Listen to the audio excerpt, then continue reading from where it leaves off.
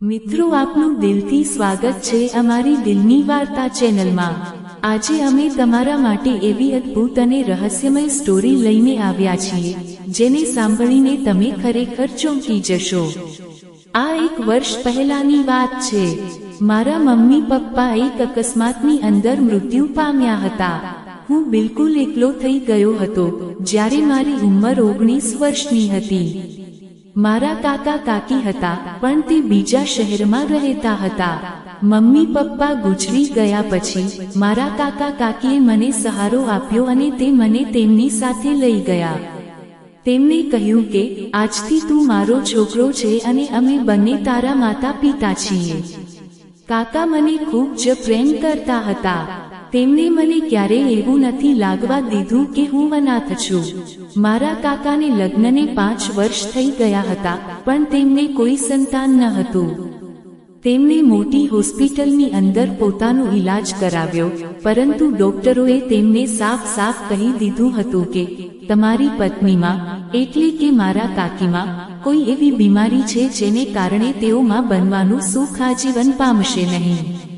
પરંતુ મારા કાકી આ વાત માનવા માટે તૈયાર નહોતા। તે એમ જ કહેતા કે તમારામાં એટલે કે મારા કાકામાં કંઈક છે, કંઈકને કંઈક તકલીફ છે। આ વાતને લઈને તે બંનેની વચ્ચે રોજ ઝઘડો થતો હતો। મારા કાકા એક મોટી કંપનીની અંદર મેનેજર હતા એટલા માટે તે પોતાના કામમાં ખૂબ જ વ્યસ્ત રહેતા હતા। ક્યારેક તો તેને 3-4 દિવસ સુધી ઘરે પણ આવી શકતા ન હતા। મારા કાકા જોવામાં ખૂબ જ સુંદર હતા અને તેમને મજાક કરવાની આદત હતી। જ્યારે મારા કાકા ઘરે ન હતા ત્યારે તે મારી સાથે હસી મજાક કરવા લાગ્યા। આમ જ જિંદગીના દિવસો વીતી રહ્યા હતા। હું ત્યારે 12મામાં પણ અભ્યાસ કરું છું અને થોડા સમય પછી મારી એક્ઝામ પણ છે એટલા માટે મારે ખૂબ જ મહેનત કરવી પડે છે। થોડા સમય પછી કાકી મારી સાથે વિચિત્ર વર્તન કરવા લાગી। ક્યારેક તો તે મારી સાથે એવી વાતો કરતા કે તે સાંભળીને મને શરમ આવતી। એક દિવસ હું મારા રૂમની અંદર બેસીને મૂવી જોઈ રહ્યો હતો। મૂવી ખૂબ જ મજેદાર મૂવી હતી। ધીમે અવાજ કાકીના રૂમની અંદર પણ જતો હતો કારણ કે તેમનો રૂમ મારી બાજુમાં હતો। થોડી વાર પછી તેમને મારા રૂમનો દરવાજો ખખડાવ્યો। મેં દરવાજો ખોલતા જ પહેલા ટીવી બંધ કરી દીધો। તેમને મને પૂછવા લાગ્યું કયું મૂવી જોઈ રહ્યો હતો? મેં કહ્યું કે એક નવું મૂવી હતું, તે ખૂબ જ સરસ છે, હું જોઈ રહ્યો હતો। તેમને મને કહ્યું તું મૂવી જોવે છે તેમનો મને કોઈ વાંધો નથી પણ અવાજ થોડો ધીમો રાખ અને તે કહેવા લાગી કે મૂવી ચાલુ કર, ચાલ આપણે બંને જોઈએ। મેં ટીવી ચાલુ કર્યો અને તે મારી પાસે બેસીને મૂવી જોવા લાગી। હું થોડો ખસીને બાજુ પર ગયો તો તેણે પણ ખસીને ફરીવાર મારી બાજુ આવી એટલે તે મારી નજીક આવી ગયા। હું કંઈ બોલી શકતો ન હતો। મારી હાલત ખરાબ થઈ ગઈ હતી। હું વિચારતો હતો કે હું શું કરું અને મને કંઈ સમજાતું ન હતું। થોડીવાર પછી કાકી ધીમે બોલી તે ક્યારેય ખેતર ખેડ્યું છે? મેં કહ્યું નહીં કાકી, મેં ક્યારેય ખેતર ખેડ્યું નથી। શું તું ખેતર ખેડવાનું શીખવા માંગે છે? મિત્રો, મને ખેતી કરવાની તો ઈચ્છા હતી પણ હું ખૂબ જ ડરી ગયો હતો। તમને ડરનું કારણ તમે સમજો છો। આજે હું પહેલીવાર આ અહેસાસ કરી રહ્યો હતો। મેં મારા કાકીને કંઈ જવાબ આપ્યો નહીં ત્યાં અચાનક દરવાજાની ઘંટડી વાગી। કાકી મારા પર હાથ મૂકીને ઊભી થઈ ગઈ અને દરવાજો ખોલવા માટે જતી રહી। કોઈ આવ્યું હતું। કાકી તેની સાથે હસીને વાતો કરી રહ્યા હતા। મેં આજથી પહેલા તેને ક્યારેય મારા ઘરે જોયો ન હતો। કાકી તેની સાથે પોતાના રૂમમાં જતા રહ્યા અને અંદરથી તે દરવાજો બંધ કરી દીધો। મને નવાઈ લાગી કે તેમની સાથે શા માટે અંદર ગયા હશે।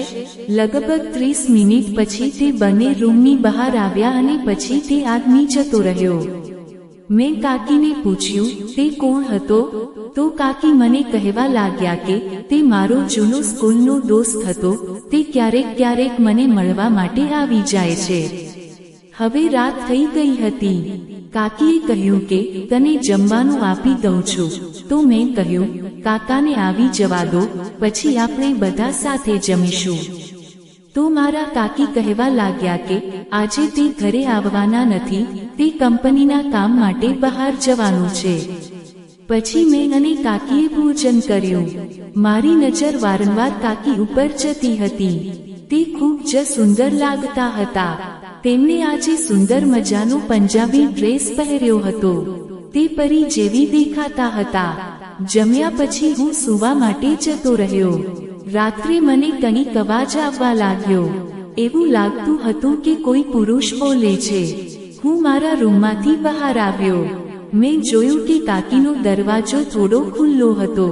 હું ધીમે ધીમે રૂમની પાસે ગયો અને મેં નજર કરી તો જે સવારે આવ્યો હતો તે જ આદમી અત્યારે કાકીના રૂમમાં હતો.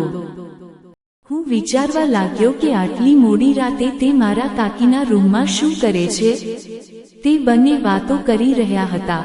તો તે આદમી મારા કાકીને વારંવાર કહી રહ્યો હતો કે તું મારી સાથે આવ, હું તને ખૂબ જ ખુશ રાખીશ.